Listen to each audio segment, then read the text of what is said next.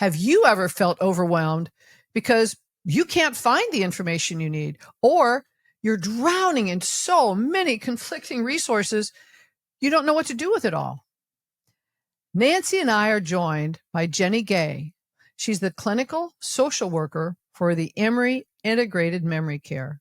We're discussing a step-by-step roadmap and resources for you to help prioritize the beginning of your dementia caregiving journey. We've identified 20 total steps in the entire journey.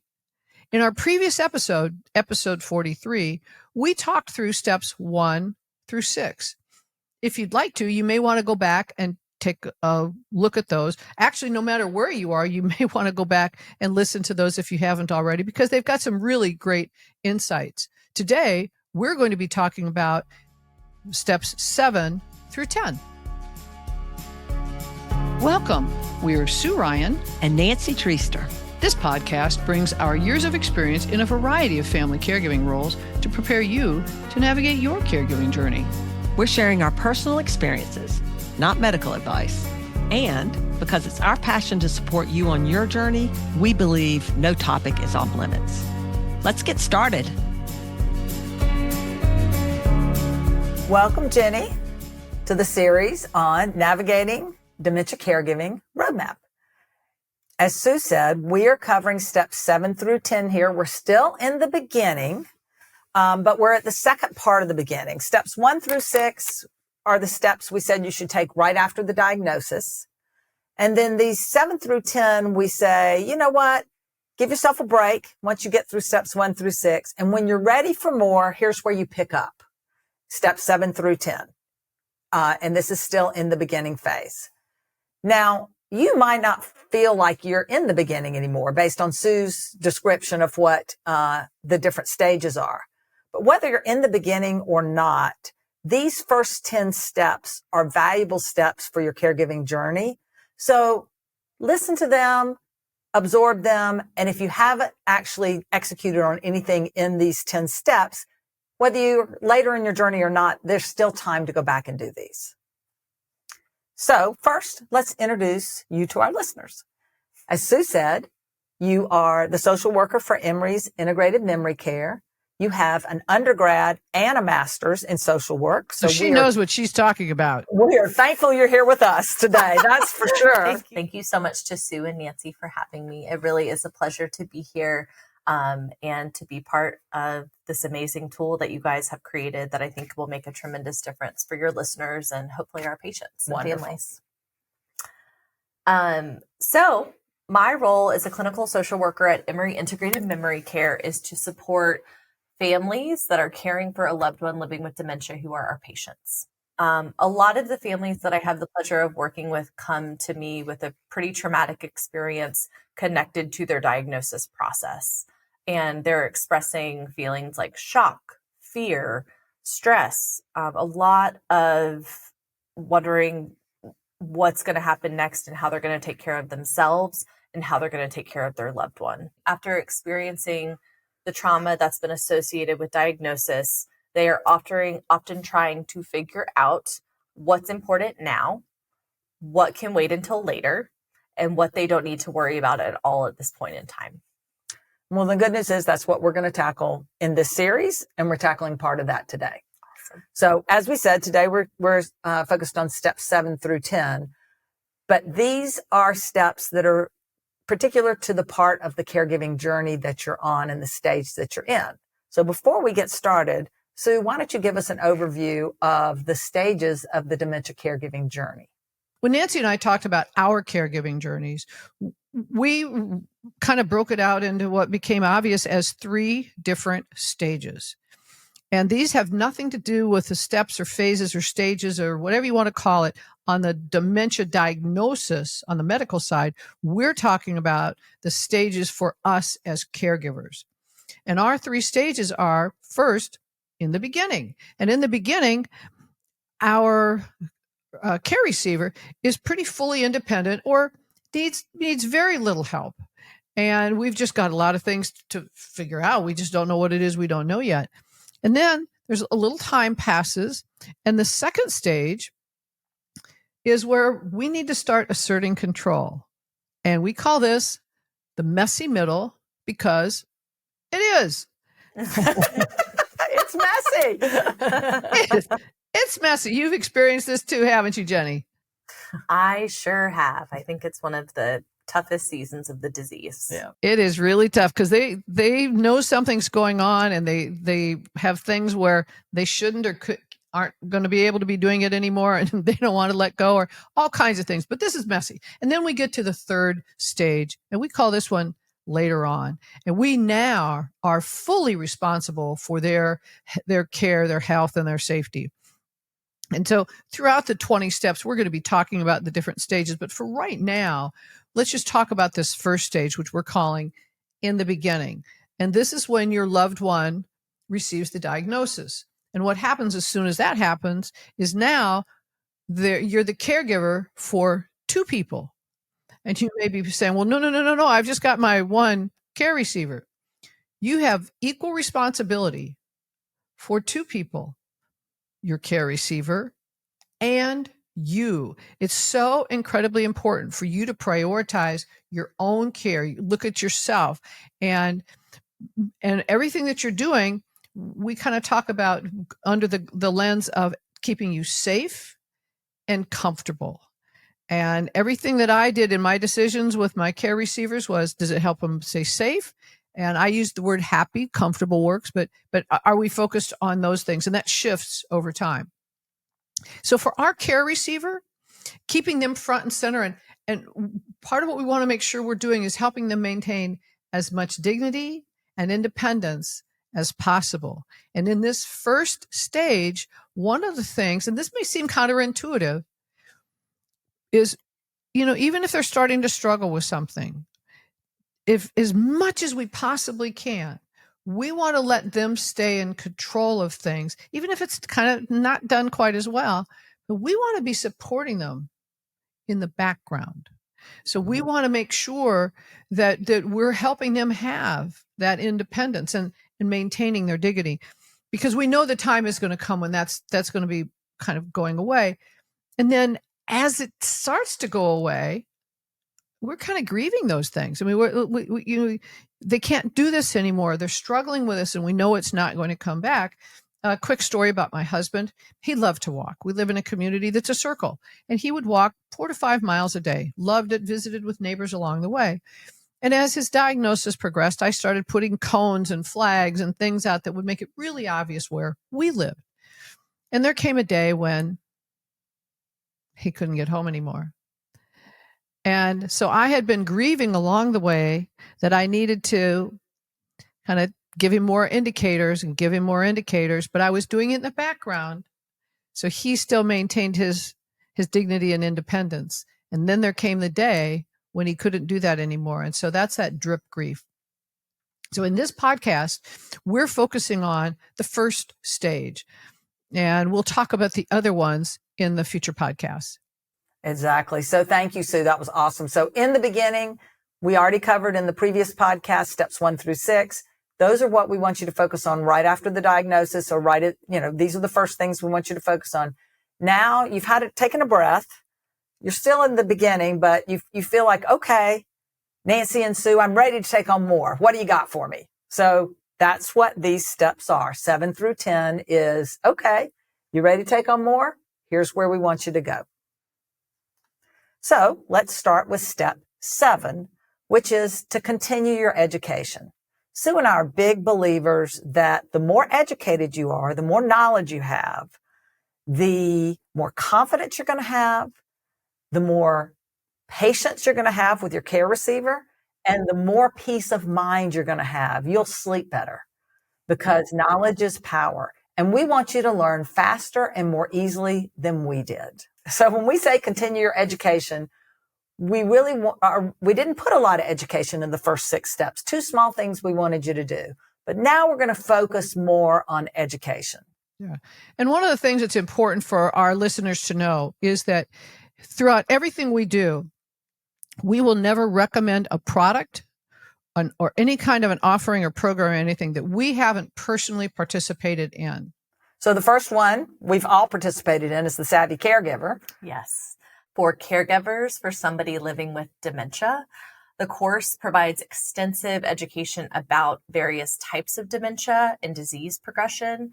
And then it really helps you to work with disease staging and work with your loved one to help them be as successful moving through a task as possible without igniting agitation or another behavioral symptom that's difficult to manage. It also helps you think about how to grow your caregiver village. And it also helps you think about paying for care in the future and how to move about care. So it's a very comprehensive course that offers you videos, workbooks, manuals, and then there's a virtual conference or an in-person conference once a week. And that's a time for everybody that's taking the class to come together, share their experiences. You have homework while you're taking the class to try different approaches to care with your loved one.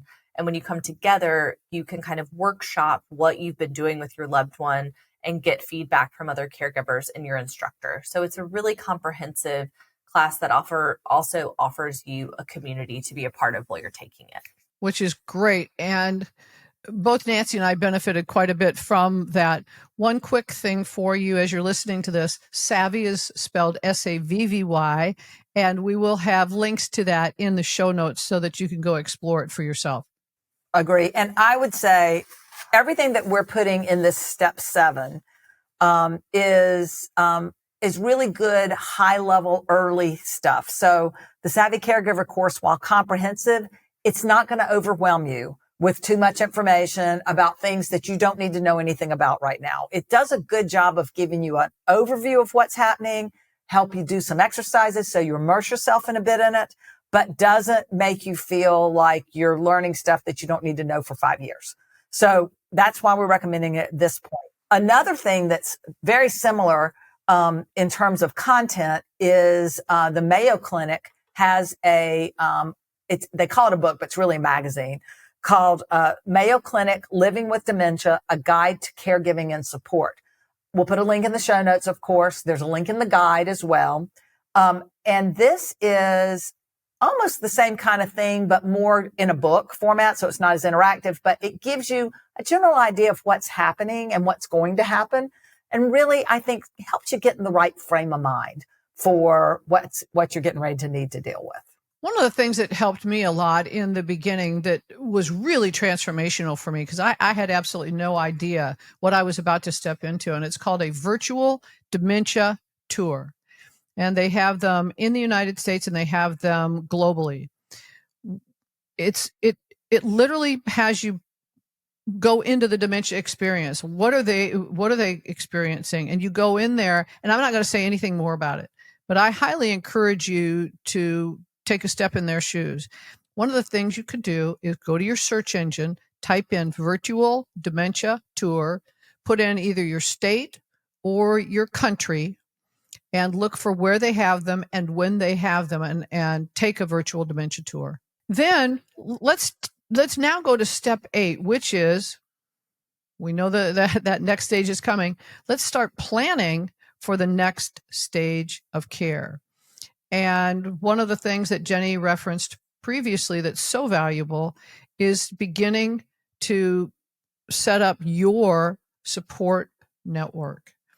And we have of course, we created a podcast about that because it was so important to us.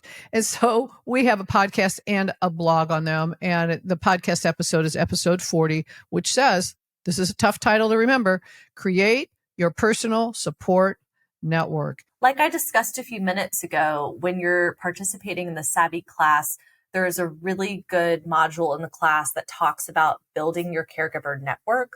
And it has a really engaging exercise that you can do that allows you to draw a visual representation of who your care support people are and who your caregiver village is and who is good at what, because not everybody's going to be good at the same thing. And it also, I think, prepares you to start saying yes when help is offered to you. Right. So, something that you made me think of just listening to you guys talk.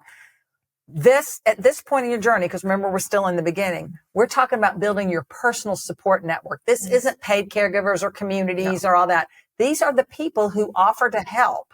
And you learn your job is to say yes when other people ask to help and to have actually thought through some things people can do to help you. Yes. So anyway, enough on that, but sorry for interrupting, but no, it's fine. And so Savvy provides examples of what things people can help you with. It helps you come up with a menu of items when people say, I would like to help, I would like to do something, because I think those offers only get extended for a period of time. And so we want to open those doors and we want to let people in, even though most of us want to close those doors and isolate and not ask for help because we want to be the ones helping. I'm horrible at accepting help. But I know if I were in this situation, I would desperately need to take it. yes. Yes, our mantra, when someone offers to help, say yes. Say yes, big time. Big time. We should put that at the end. We should put big time in there because it is true. All right. So step 8, again, start planning for your next step of care. And this is not professional caregivers or community placement. This is talking about typically your loved one is still in the home with you and you are trying to find ways to give them quality of life and safety. And so we're going to talk through several options and several different programs to do that. In most communities, we can find things like a memory cafe. A memory cafe is a lovely way to have a safe and engaging space for you as the caregiver and your loved one living with dementia. Go to a social space, typically housed in a church or a senior center. A lot of the time, these programs are providing music and games, and it's a time where you can take your loved one to that space where they can really engage, and you don't have to be self-conscious about if they have an incontinence episode, if they have a behavioral outburst. This is a compassionate, kind space that's also engaging and structured and safe for you and your loved one. Good point. We also, in our various communities, have adult day programs. And so we have adult day health programs, which are more geared towards providing engagement, but also more clinical based care. So medication administration. The big line in the sand for these programs is that the adult day health programs can provide assistance with incontinence. They often also have skilled therapies on site, and they operate a full business day.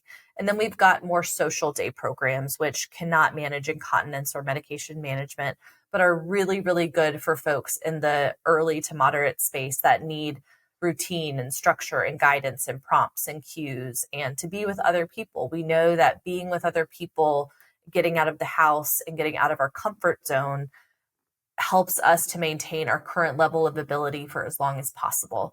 This is also a super affordable way for a caregiver to achieve a respite opportunity that they may not have if they don't access this service.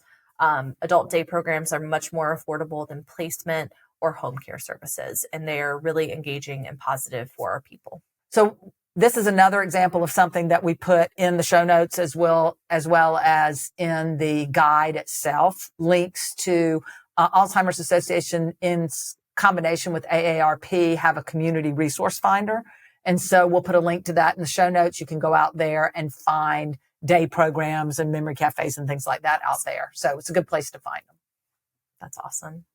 One more recommendation we want to make is that you request a home safety assessment. A home health safety assessment for a person living with dementia is a comprehensive evaluation of their living environment to identify potential hazards and identify necessary modifications to ensure their safety and well-being. The ways that you can access a home safety assessment are through community-based palliative care providers. If you're enrolled in the guide program, a home safety assessment will be part of that enrollment process.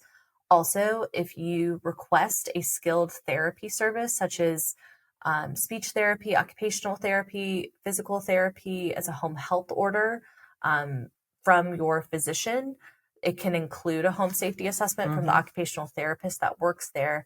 Or if you're discharged from the hospital with a home health order, that home safety assessment can be requested through that home health provider. That's awesome. And these are ways to make sure that your home environment is as safe as possible. And again, to have those protective and preventative measures in place so that you and your loved one can be in the environment where you want to be, where you have happiness and comfort and safety. Yeah. Thank you so much. Yeah. Well, step 9 is really another way to get to a lot of those resources, but also there may be other resources that are available to you that you don't know about. So step 9 is to investigate your local government community support.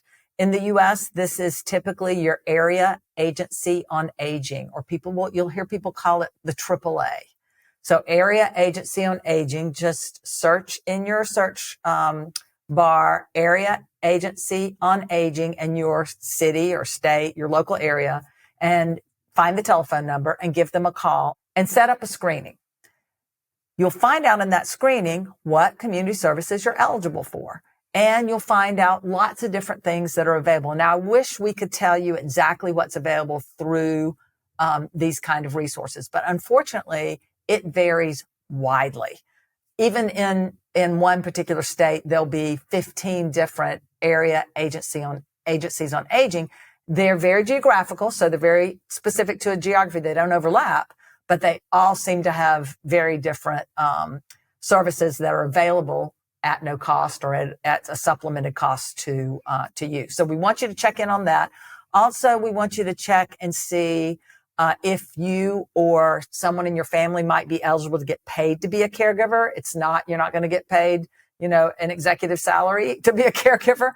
But for some people, that's actually a big plus, because there is a way to, in some states, get someone paid to be a caregiver for your loved one that's in the family. So that's an option at this point. We want you to find out as soon as possible. And Nancy, to your point, because of the diversity of types, one of the places you could go to, and we'll put this in the show notes, but it's called eldercare.acl.gov. And there's also a toll-free number, which is 800-677-1116. So you've got a lot of different ways you could be finding the information, and it's really helpful. So again, you're learning more about kinds of things you might be aware of now that you didn't need to know right at the very beginning. Exactly. Thank you, Sue.